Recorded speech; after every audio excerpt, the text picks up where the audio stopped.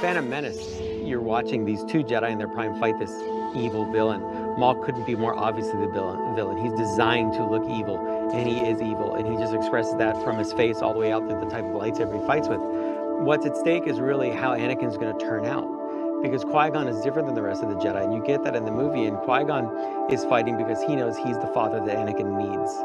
Because Qui-Gon hasn't given up on the fact that Jedi are supposed to actually care and love, and that's not a bad thing.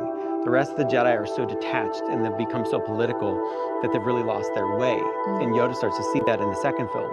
But Qui-Gon is ahead of them all. And that's why he's not part of the council. So he's fighting for Anakin. And that's why it's the Duel of the Fates. It's the fate of this child.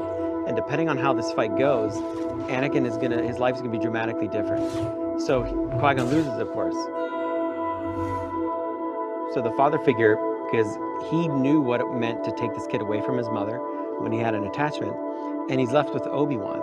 Obi-Wan trains Anakin at first out of a promise he makes to Qui-Gon, not because he cares about him. When they get Anakin, when they find him on Tatooine, he says, "Why do I feel like we found another useless life form?" He's comparing Anakin to Jar Jar. Excuse me. And he's saying, this is a waste of our time. Why are we doing this?